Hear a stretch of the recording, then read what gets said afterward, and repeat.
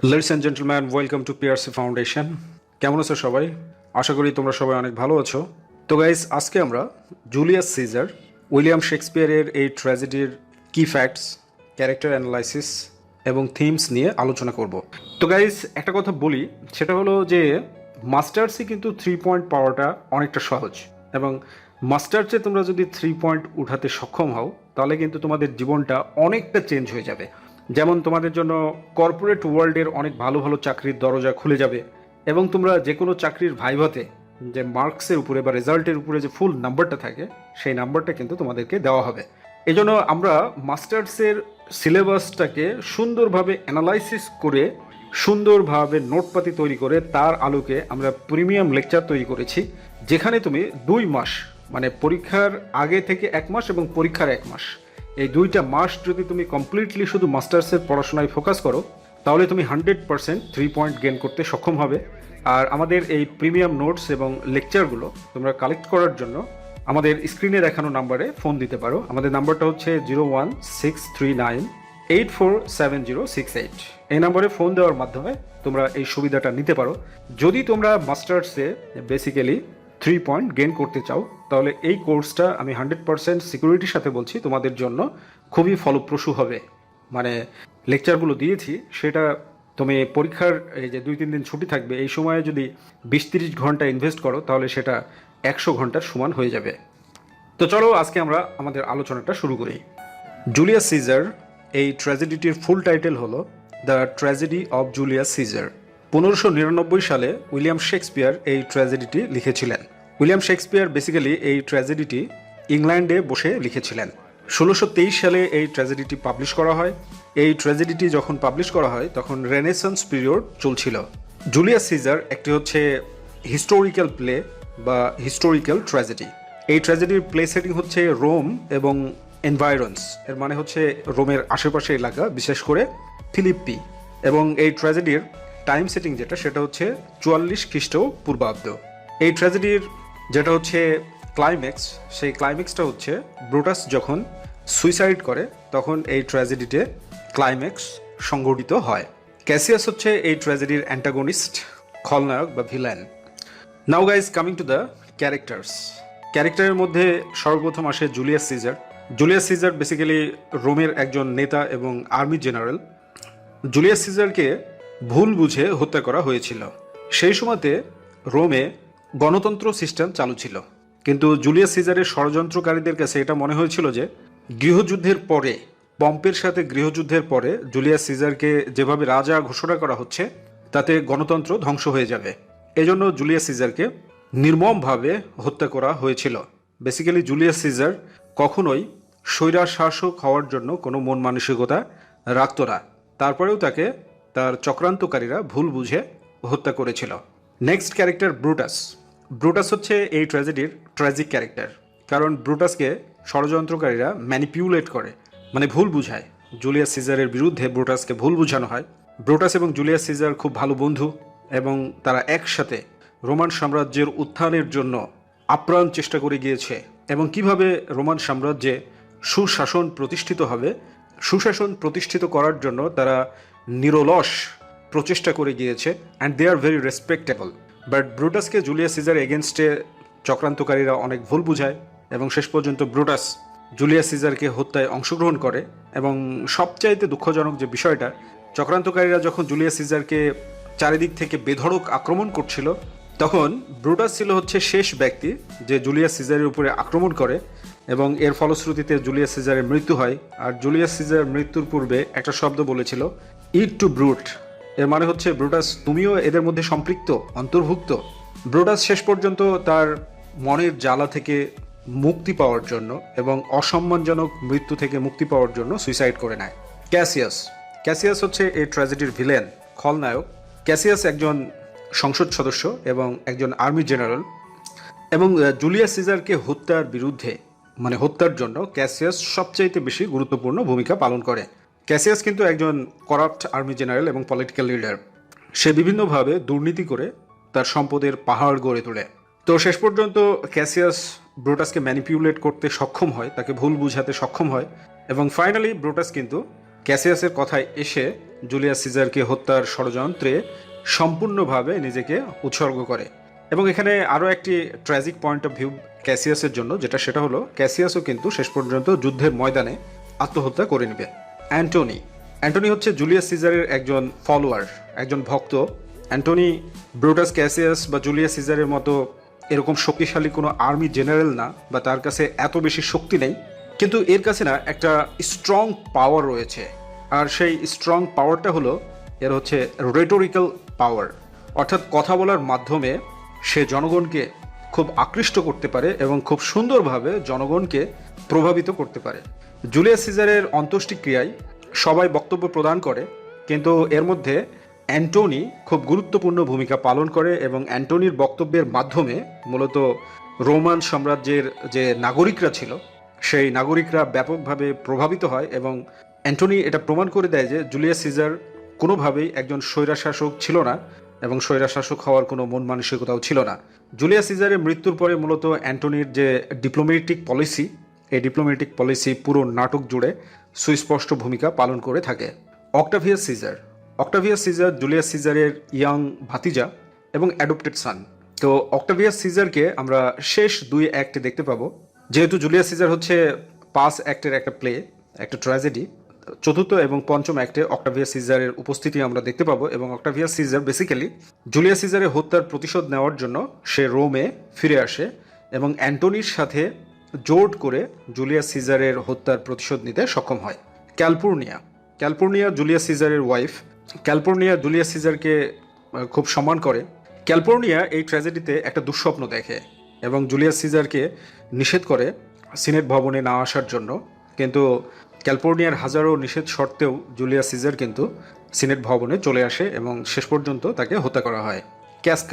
ক্যাসকা হচ্ছে একজন ষড়যন্ত্রকারী। ক্যাসকা মূলত জুলিয়াস সিজারকে যখন হত্যা করা হয় তখন সর্বপ্রথম ব্যক্তি হিসেবে ক্যাসকা জুলিয়াস সিজারের উপরে আক্রমণ করে এবং এরপরে সবাই একের পর এক জুলিয়াস সিজারকে আক্রমণ করতে থাকে। নেক্সট ইম্পর্টেন্ট ক্যারেক্টার ইজ মেটেলাস কিম্বার হচ্ছে একজন ষড়যন্ত্রকারী যে জুলিয়াস সিজারকে হত্যার ষড়যন্ত্রে লিপ্ত হয়। এবং মেটেলাস কিম্বার জুলিয়াস সিজারকে সর্বপ্রথম রিকোয়েস্ট করে যে তার ভাইকে যে নির্বাসিত করা হয়েছে, তার ভাইকে যেন সেখান থেকে আবার তার মাতৃভূমি রোমে ফিরে আসার অনুমতি দেওয়া হয়। কিন্তু এটা ষড়যন্ত্রকারীরা সবাই জানতো যে জুলিয়াস সিজার এই প্রস্তাব মেনে নেবে না, আর এই অজুহাতেই মূলত ষড়যন্ত্রকারীরা কনস্পাইরেটর্স জুলিয়াস সিজারের উপরে আক্রমণ করে। পিন্ডারাস হচ্ছে ক্যাসিয়াস যে খলনায়ক ভিলেন, এই ক্যাসিয়াসের হচ্ছে একজন ডেডিকেটেড সার্ভেন্ট এবং ক্যাসিয়াস পিন্ডারাসকে স্বাধীন করে দেয় জুলিয়াস সিজারের মৃত্যুর পরে। এবং যুদ্ধের ময়দানে ক্যাসিয়াস পিন্ডারাসকে বলে, পিন্ডারাস তুমি আমাকে হত্যা করো। তো পিন্ডারাস শেষ পর্যন্ত তার মালিককে অপমানের মৃত্যু থেকে বাঁচানোর জন্য হত্যা করে। এটাকে আমরা সুইসাইড বলি এই কারণেই কারণ সে নিজের ইচ্ছায় পিন্ডারাসকে আদেশ করেছে হত্যা করার জন্য। এবং পিন্ডারাস তার মালিককে হত্যা করার পরে সে নিজেও আত্মহত্যা করে নেয়। পোর্শিয়া হচ্ছে ব্রুটাসের ওয়াইফ। পোর্শিয়া খুব ইন্টেলিজেন্ট এবং পলিটিক্যাল স্যাগাসিটি পোর্শিয়ার মধ্যে রয়েছে। ক্যাসিয়াস যখন ব্রুটাসকে ম্যানিপুলেট করতে শুরু করে তখন পোর্শিয়া ব্রুটাসের এই যে অস্থিরতা সেটাকে লক্ষ্য করে এবং সে বারবার ব্রুটাসকে প্রশ্ন করে যে তুমি কেন এত অস্থির হয়ে উঠেছ, আমার সঙ্গে বিষয়টি শেয়ার করো। তো ব্রুটাস শেষ পর্যন্ত পোর্শিয়ার সাথে বিষয়টি শেয়ার করে না। তো জুলিয়াস সিজারের মৃত্যুর পরে পোর্শিয়া এটা বুঝতে পারে যে তার হাজব্যান্ড এই মৃত্যুতে অতপ্রতভাবে সম্পৃক্ত এবং খুব শীঘ্রই তার হাজব্যান্ডকে হত্যা করা হবে। তো সে তার হাজব্যান্ডের এই পতন, এই দুঃখ, এই কষ্ট সহ্য করতে পারবে না, যার কারণে সে সুইসাইড করে নেয়। এবং পোর্শিয়ার সুইসাইড ব্রুটাসকে ভিতরে ভিতরে একেবারে শেষ করে দেয়। নেক্সট ইম্পর্টেন্ট ক্যারেক্টার দ্য সুথসেয়ার বলতে জ্যোতিষী, যারা ভবিষ্যৎ সম্পর্কে মতামত দিয়ে থাকে। তো এখানে বিষয়টা হচ্ছে যে জ্যোতিষীর ভূমিকাটা হচ্ছে একেবারে ট্র্যাজেডির শুরুতে যখন ফেস্টিভ্যাল চলছিল জুলিয়াস সিজারকে ওয়েলকাম জানানোর জন্য, সেই সময় জ্যোতিষী পিছন থেকে জুলিয়াস সিজারকে বলে একটা ফ্রেজ বলে, সেই ফ্রেজটা হচ্ছে এরকম, বিওয়ার দ্য আইডিস অফ মার্চ। অর্থাৎ এটা একটা ল্যাটিন ফ্রেজের এবং ইংলিশ ফ্রেজের সমন্বয়ে গঠিত ফ্রেজ। এর মানে হচ্ছে মার্চের 15 তারিখ সচেতন হওয়া। তো জুলিয়াস সিজারকে এই ভবিষ্যৎবাণী বা সুথসেয়ার বলে যে আপনি মার্চের 15 তারিখে সচেতন থাকবেন, কারণ মার্চের 15 তারিখটা হচ্ছে আপনার জন্য একটি ভয়ঙ্কর দিন। তো যাই হোক, শেষ পর্যন্ত জুলিয়াস সিজার এই ভবিষ্যৎবাণী বা ভবিষ্যৎবাণী প্রদানকারীকে অবজ্ঞা করে এবং শেষ পর্যন্ত তার কিন্তু মৃত্যু হয়ে যায়। Next important character Titinius. Titinius হচ্ছে ক্যাসিয়াসের একজন সার্ভেন্ট এবং একজন সোলজার, যে ফিলিপি ব্যাটেলে এই টিটেনিয়াস মূলত ফিলিপি ব্যাটেলে, যে ব্রুটাস এবং রোমান সাম্রাজ্যের মধ্যে যে ব্যাটেলটা হয় ফিলিপি ব্যাটেল, এই ব্যাটেলে জুলিয়াস সিজারের হত্যার প্রতিশোধের জন্য মূলত ব্যাটেলটি সংগঠিত হয়। এই ব্যাটেলে টিটেনিয়াস খুব সাহসিকতার সাথে কিন্তু রোমান সোলজারদেরকে হত্যা করছিল, কিন্তু একটা ভুল বুঝাবুঝি হয়, কারণ ক্যাসিয়াসের যে তোমার চাকর আছে পিন্ডারস, এই পিন্ডারাসকে ক্যাসিয়াস পাঠায় যে দেখো অন্যদিকে সৈনিকেরা কিভাবে যুদ্ধ করছে। তো পিন্ডারাস দূর থেকে দেখে যে টিটেনিয়াস মানে মূলত উৎফুল্ল করছিল বিজয়ের জন্য, মানে সে যেভাবে রোমান সোলজারদেরকে হত্যা করছিল, কিন্তু পিন্ডারাস এটা ভুল বুঝে এবং ক্যাসিয়াসের কাছে এসে একটা ভুল তথ্য প্রদান করে যে পিন্ডারাসকে স্ল্যাব বানিয়ে নেওয়া হয়েছে, ক্যাপচার করে নেওয়া হয়েছে, এবং এটা একটা ট্র্যাজিক মিসআন্ডারস্ট্যান্ডিং, এবং এখানে এটা ড্রামাটিক আইরনির ব্যবহার করেছেন William Shakespeare. Now will discuss the theme of the tragedy. First important theme হচ্ছে পাবলিক ইমেজ ভার্সেস রিয়ালিটি। তো পাবলিক ইমেজের ক্ষেত্রে জুলিয়াস সিজারের পাবলিক ইমেজটা অনেক বেশি ছিল। জুলিয়াস সিজারকে তার দেশের নাগরিকরা একজন সম্ভ্রান্ত যোদ্ধা এবং জেনারেল হিসাবে, একজন ভালো পলিটিক্যাল লিডার এবং শাসক হিসাবে অনেক সম্মান করত, এবং জুলিয়াস সিজার একজন অনেস্ট এবং সুশাসক হিসাবে তার ব্যাপক সুনাম ছিল। কিন্তু বাস্তবিক ক্ষেত্রে এখানে যে বিষয়টাকে ফুটিয়ে তোলা হয়েছে সেটা হচ্ছে এই যে জুলিয়াস সিজারের জনপ্রিয়তা, এই জনপ্রিয়তা কিন্তু তার সমকক্ষ লোকেরা সহ্য করতে পারছিল না। বিশেষ করে ক্যাসিয়াস মনে করত যে আমার মধ্যে জুলিয়াস সিজারের চাইতে কম কোনটা আছে, যে জুলিয়াস সিজারকে মানুষ মানে এত বেশি সম্মান প্রদান করে আর আমাকে সম্মান প্রদান করে না। তো যার কারণে ক্যাসিয়াস কিন্তু জুলিয়াস সিজারের এগেনস্টে দাঁড়িয়ে যায় এবং শেষ পর্যন্ত ক্যাসিয়াস জুলিয়াস সিজারকে হত্যা করতে সক্ষম হয়। তো শুধু পাবলিক ইমেজ কিন্তু একজন সুশাসককে রক্ষা করতে পারে না। বাস্তবিক ক্ষেত্রে একজন সুশাসককে কিন্তু চমৎকারভাবে সচেতন থাকতে হয়, যেই বা বাস্তবিক দিকটা একজন সুশাসককে মেনে চলতে হয়, যেটা জুলিয়াস সিজার অবজ্ঞা করেছিল, আর তার ফলশ্রুতিতেই কিন্তু তার একেবারে ডাউনফল হয়েছে। এবং জুলিয়াস সিজারের মানে পাবলিক ইমেজ ধ্বংস করার জন্য তাকে যখন হত্যা করা হয়, তখন ব্রুটাস কিন্তু ফিউনারাল স্পিচে একটা মানে যে সেন্টেন্স বলেছিল, এইটা জনগণকে উদ্বুদ্ধ করার জন্য, সেই সেন্টেন্সটা হচ্ছে কাওয়ার্ডস ডাই ম্যানি ডেথস। এর মানে হচ্ছে যে আমি রোমান সাম্রাজ্যের গণতন্ত্রকে টিকিয়ে রাখার জন্য জুলিয়াস সিজারকে হত্যা করেছি, আমি কাপুরুষের মতো বারবার মৃত্যুবরণ করতে পারবো না, এই বিষয়টা। এবং তারপরে সে কিন্তু ডিক্লেয়ার করে the valiant taste death but once, এবং যারা সাহসী তারা মৃত্যুকে একবারই মৃত্যুর স্বাদটা গ্রহণ করে।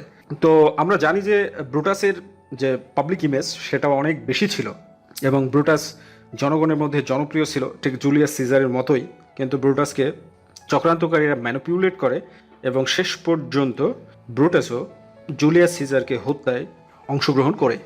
Next important theme power of rhetoric, বক্তব্যের যে ক্ষমতা, স্পিচ, সেইটা।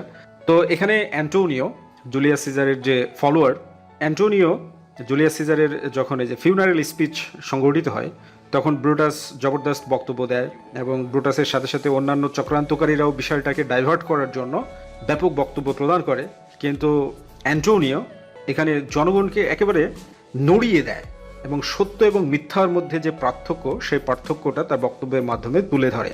এবং রেটোরিক এই স্পিচের শুরুতেই কিন্তু অ্যান্টোনিও এইভাবে বক্তব্যটা শুরু করে, friends, romance, countryman, let me your years. এর মানে হচ্ছে বন্ধুরা, রোমান সাম্রাজ্যের নাগরিকরা, গ্রাম থেকে আসা লোকেরা, সকলেই আপনারা আমার কথা মনোযোগের সাথে শুনুন। মানে একটা চমৎকার সুযোগ।